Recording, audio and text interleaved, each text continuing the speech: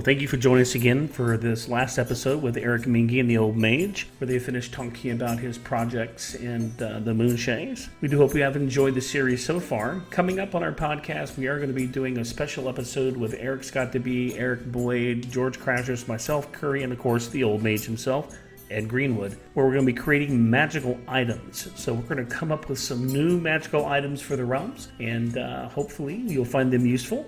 And until then, enjoy this last episode with Eric Menge and the Old Mage.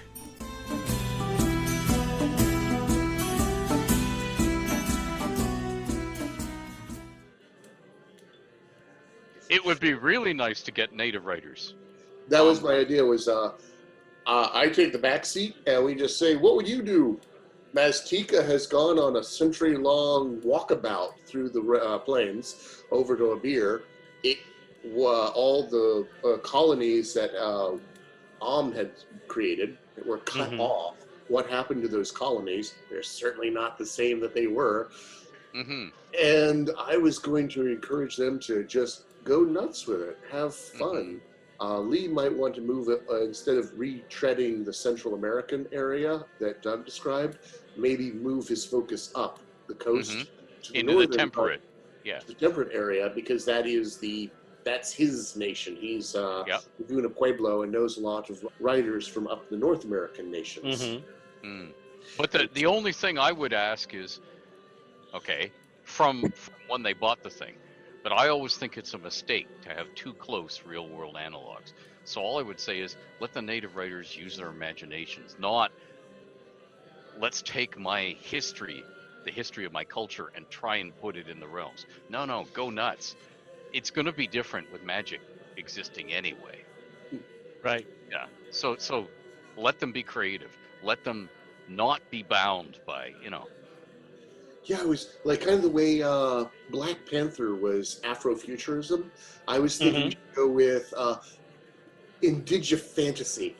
Like, you guys can do whatever you want. Because one thing Lee says is like, every time I'm asked to write about Native Americans, it's always the same thing.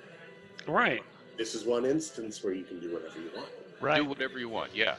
The one thing I would want is that I would strongly recommend to them is that we have a way that they can communicate or travel quickly from Faerun over to the continents of Maztica, so that players could hop back and forth as needed. Because if you force it all the way over there and make travel difficult, that forces DMs to say, this is going to be a Maztica campaign, as opposed to we're passing through as one segment of a larger campaign. I thought it might be important. But one of the things I built into a lot of the long-term gates was you arrive naked, or you can't take inorganic stuff, so you could wear hide clothing and so on. But if you take a metal sword, it doesn't make the journey. And the reason for that is to stop somebody using a gate, either to bring an army through, or to become the merchant king. Here's 15 tons of ore, boom. Here's 15 tons of plowshares, boom. Here's 15 tons of corn, bing. Because if you make the gates be usable by one person at a time, and they can't bring a lot of stuff with them, then you have to interact with the people at the other end. Because you can't bring your mule train with all of your tools and weapons. You have to start over. So you have to interact and trade with people. And it stops that's the 16th invading army this week. Yeah. Is that what happened down in Mahorand? That they brought gates full of invading armies through? Yep. Okay. Did they all show up naked? Well, you see, Jeff didn't want to talk to me to put that ever in print. Again, code of conduct. So he said, so what would happen? And I said, well, what would happen is after the first military units to come through, they'd just be looking at dropping elephants on people as they came through. And then he said, is that why there are no dinosaurs in most of your realms? And I said, yeah, they used them all up. Oh my god, I love it. And he said, we can never put that in print. That's like, you're killing. And I said, Jeff, the game is predicated on people killing each other and monsters. And you're going to tell me I can't be cruel to animals? Okay, so they put armor on the elephants and dropped them on people. And the elephants walked away. He said, Oh wow. I don't think we're putting this in print. Oh my god. Too bad. That would have been interesting. We have these. Well, here, Jim Ward, who was head creative director, was very proud of the thing he came up with for Spelljammer, which was bone balls. The cannon on the decks of the spelljamming ships would fire these bone balls, which would land on the deck of the enemy ship, and then disassemble themselves into the 16 animated skeletons and attack the crew. You know, so if you were the right person at TSR and you came up with an idea, oh, that's making it in. And if you're the wrong person, like a freelancer, it's like, yeah, you've been drinking it a little too much. Let's not. But no, that would be the one thing I'd say. If you're going to have gates that work reliably, have them work in the individual character scale, not the led armies through scale. Absolutely. Because the argument you have to do anywhere in any fantasy novel or any science fiction novel is, why now? Why is it happening now when you're telling the story? Why didn't it happen 2 centuries ago or 50 years ago? What had to happen right now so the conditions are right for it to happen while you're watching or while you're reading the narrative? Why now? And so why didn't they conquer? You know, why weren't there invading armies going back and forth? Why weren't there caravan companies, merchant companies, so they'd never have to put a ship in the water to leave the docks of Baldur's Gate again, because they'd all whisk the stuff, you know, magically. The realm's equivalent of monster drones dropping stuff in, you know, why? So you have to put a limit on those gates that go back and forth. Anyway, not even sure we're going with that. I just wanted to have some sort of contact that players get back and forth. Maybe flying ships. Moonwells! Moonwells, there you go. Dark Well, the wells, Moonshays are the closest. Yeah. And there is some. There are some cities on the Moonshay map that look suspiciously Mastican. Ooh. And I had to talk to Brian about that, and there were. We didn't touch upon them, but there were some people that settled there from Mastika. Talk to Brian James. Brian James. That's on the Rising Shadows campaign. You mean Brian James? Yes. Okay. Cool. Okay. But yes, definitely going to keep the things, keep it limited so you can't send armies back and forth, and also not destroy the entire trade network of the Forgotten Realms. Have you gone to the fan page on Facebook? No, I am not on Facebook all that much. Right. Oh, I know that. I know, but the header we have is that picture that George Crashhouse took of Ed in in part of his library, and it's just incredible that and that's just a tip of the iceberg for him too. We're just admiring your bookshelf back there. I just wish I could reach through and grab some books off of it. This? Yeah. This is a corner of the writing office. This is not the library, which is downstairs. This is this tiny little room I'm stuck in. It looks impressive because everything's crammed into this sort of closet. It doesn't matter. I just still want to reach in and grab some of the books. Yes. This would be equivalent to Elminster's light bathroom reading. That's right. There you go. Atlas Obscura. Look at this. Unruly places. Unruly places. Oh my god. Oh, I've got something else happening here. Jealous. Because I know I got my 4 over here to the side. Oh, there you go. Look at that. Nice. I'm jealous. Oh my god. All the normal books are out in the normal people place. Right. The normal people place. Yeah, my wife doesn't let me bring my books out here for other people, so. I have books in the attic and I have books upstairs, so. I have books in every room in the house. Yes, you do. I bet you do. When you go to the bathroom, the nice thing is, when you sit on the throne, there is a floor-to-ceiling bookshelf facing you with all the kids' books. Of course there is. Kids' books. So yeah, so you can just pull them out, sit and read. Oh, light reading or quick. Yeah, and a lot of them have really cool illustrations. Where's Waldo before Where's Waldo existed? So there's pictures with lots of little characters and stuff that you could follow and look at and so on. So you can tell when somebody's discovered a book because their 5-minute bathroom visit becomes an hour. Someone else raps on the door and says, "Excuse me." Oh, sorry. Yeah, Flip, sorry, flip. I'm sorry. Wait, hold. I'm on chapter 5. Yes. Yeah.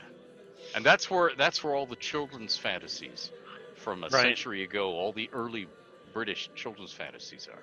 Ed, you brought the genius new educational tool to the world. Elementary school kids can stay in the bathroom as long as they want, provided they're reading.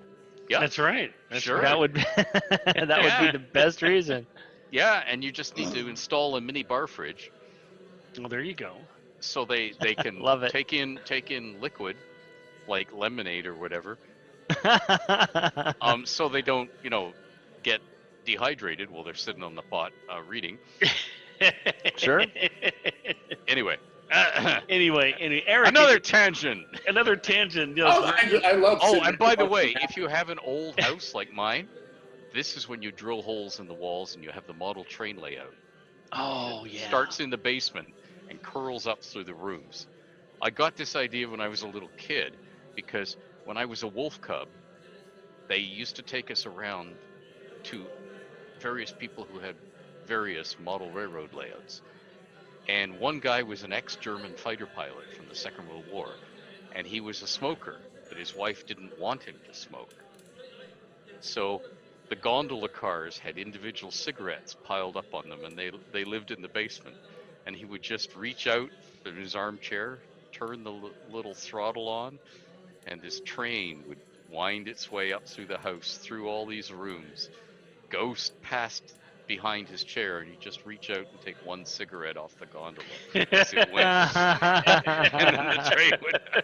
But I thought it was so cool because the trains went through the bathrooms high up on a shelf, like above the windows on the building. Right. And they went through all the bedrooms. So he could deliver books. He could deliver all sorts of things. This tiny little HO scale train would pop out. There was no N scale then. Right. It would pop out of the wall and run along the headboard of the bed. That's So the you same could size from what's that show? Addams Family. That was an HO size, wasn't it? Yeah. Well, no, the early ones were O gauge. Oh, was that O gauge? When the two locomotives crash each other. Yeah. That's O gauge. Okay. Yeah. Okay. Anyway, No, those. Anyway. you could deliver notes from the kitchen. You could deliver energy bars these days, or chocolate bars from the kitchen. Or beer. Yeah, maybe in a thin flask, There on you edge, go. in a gondola. No, you lay it down. Yeah. That's right. Well, Eric, what other part of the realms are you interested in? Someday I want to do the Desert of Desolation series because you can transpose 1E, 2E stuff to 5E very easily, Mm-hmm. as opposed to having to do a complete rewrite like the 3rd and 4th edition. Yes. Right. There's Termish never got enough love, in my opinion. Mm-hmm. I mean, if I remember correctly, it's the longest surviving republic in the realms. I can't think of anything else that That is large. There are city-states that are longer, but they're way smaller. They're, a city plus the land they patrol immediately around it. Yeah, you're right. Termish is the longest-running republic. So that could be fascinating on, going with Ben Franklin's comment, you have a republic if you can keep it. Yeah. So you were literally defenders of the republic in Termish. That could be fun. Ooh, that would be really good. And call it Defenders of the Republic. Knights of the Old Republic. Oh, there we go. I knew somebody of you was going to bring it out. What? Knights of the Old Republic. No. Let's keep Star Wars out of it. The neat thing about that one is that because you're defending the republic, like Cormier is not necessarily on your side. Right. Cormier kind of views you as a threat because you're ruling yourself and doing it pretty well without a king. That gives people ideas.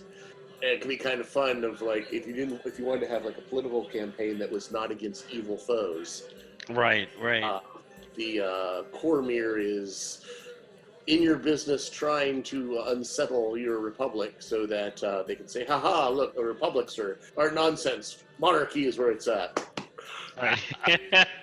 It's good to be king. Chop. Oh, it's good to be Oh my God. Infiltrator is kind of fun too. Yeah. Yes, Mr. Oh, Crashos lives in Impilter. Yes, he does. Yes, He's he written. does. Oh boy. We actually had one of the shows where we pitted George with Impiltor against Brian with Cormyr. We said, if y'all had to fight, which one of you guys would win? Oh, that was fun. Yes, it was. It was. But they never really answered the question, but that's okay. Well, they were too busy steel manning each other's argument from one side to the next. It was actually a pretty good conversation. Yeah, it was. That's true. Yeah, there are lots of corners of the realms. The Wizard's Reach, Right. Aglaron. I put in as many little things, and some of them have sort of been off base for the long time because a pro camper is given to the RPGA for this area. Sir Legal is given to the RPGA for that area, Europe or wherever. Right. And it's sort of off limits for a decade or whatever. But there are tons of little corners of the realms. Ulgarth, the Utter East. Every time you look at the map, there's another thing that the in-house crew in 5th edition haven't reached yet, and may never reach if they're sticking to the Sword Coast. Right. Which is my understanding. Although I do have a soft spot for Loudwater. Yeah. Mm-hmm. But that's up in the Sword Coast, so you have a very high probability of being stomped on. Mm-hmm. Yeah, that's true. That's why. And that probability rises with each passing product that hasn't been inland yet. Because they're going to run out of coast.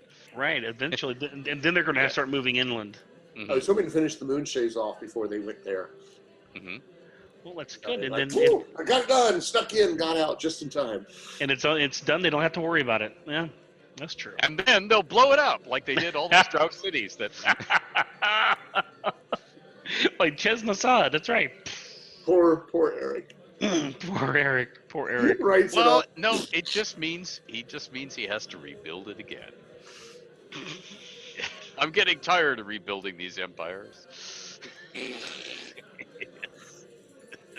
Have you guys got any more questions for Eric? What else are you working on that you can tell us about that isn't in the realms or isn't in gaming? Are you doing any novels? Are you doing fiction? Fiction for kids? That's right. I really need to finish off Snow by Night. Yes. That is my graphic novel that I've been working on since 2012. It's kind of the French and Indian War from the point of view of the French and the Indians. With really? a little thrown in.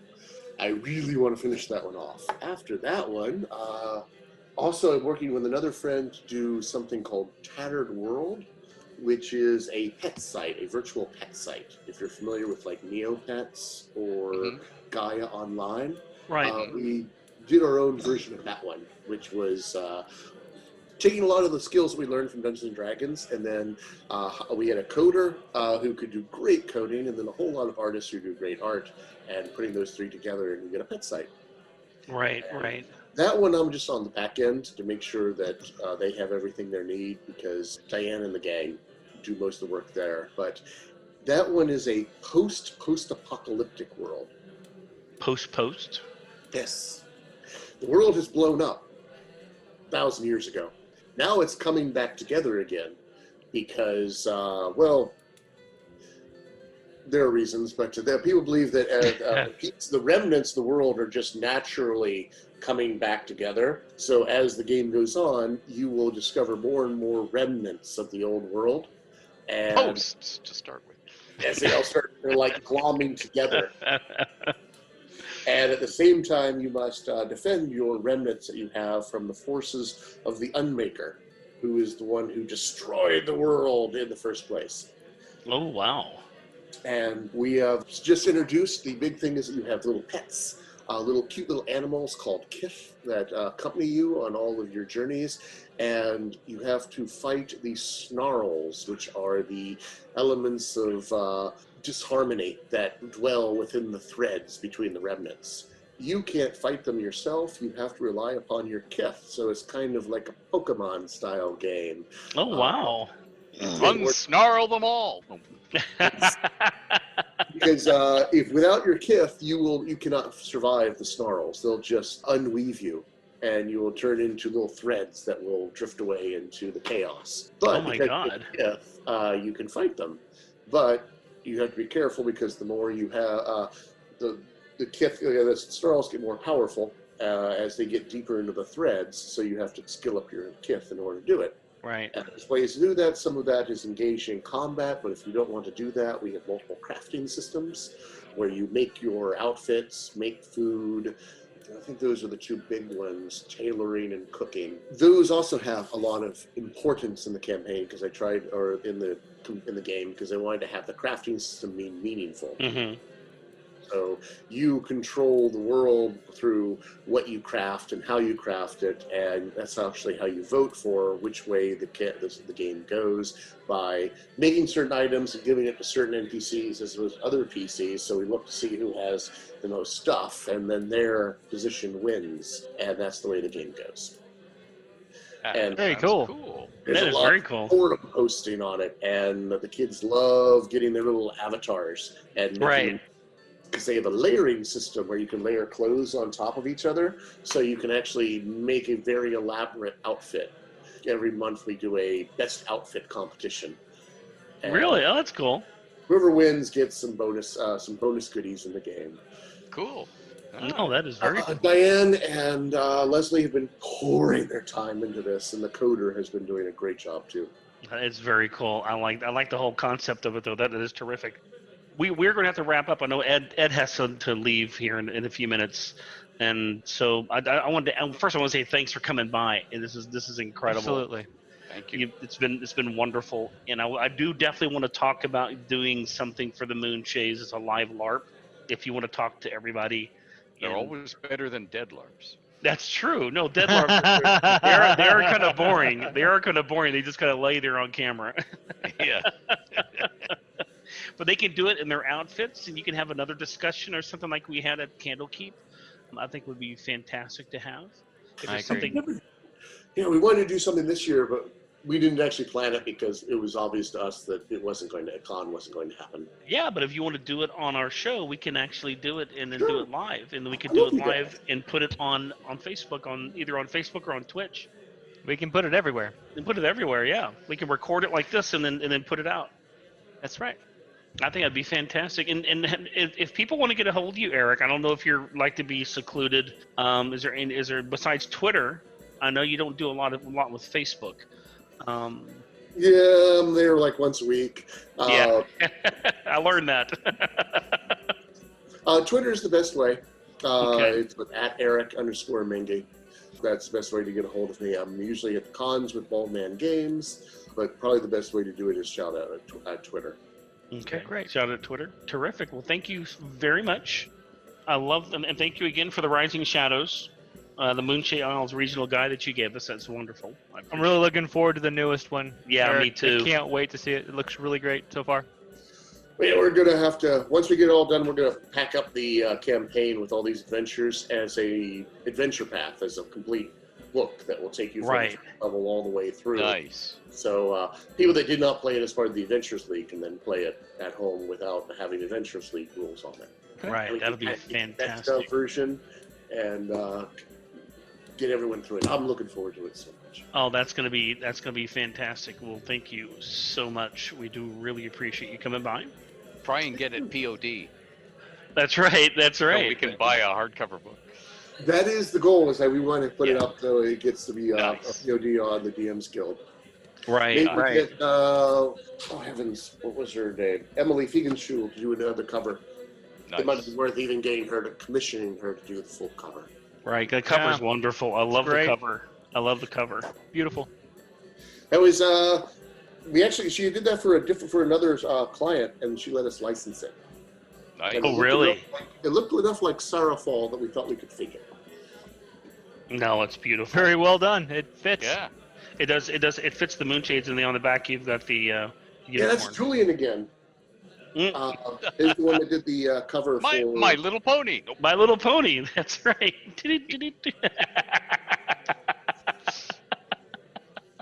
Not Sorry. quite. Not quite. Well, thank you, You're Eric. not sorry at all. That's okay. I'll No, stand. we do appreciate it. We look forward to the new one coming out for the Adventures League, and we can't wait to see that. We'll have you back on and talk about it. Anytime. If I can ever help you guys any other way, let me know. I do appreciate it. All right. Well, thank you, and you have a great night. Thank you, Okay. Ed. Appreciate All you right. taking time to spend with us. I appreciate you being included. And Of course. Running my mouth for how many hours now? 2? No, Are you this kidding? is great. No, Thank you. anytime. Alrighty, my friends. You have a wonderful night. Thank you very No, much. absolutely. Well, thank you, Eric. Thanks. And, stay safe. Thanks, Eric. This was great. Thank you.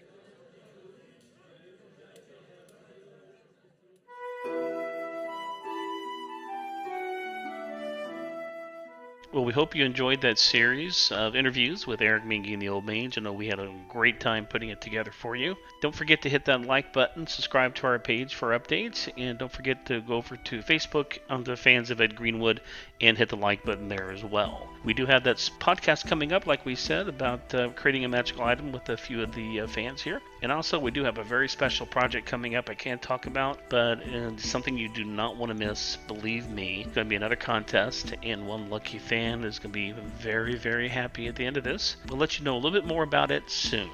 All right? Until then, keep playing in the realms.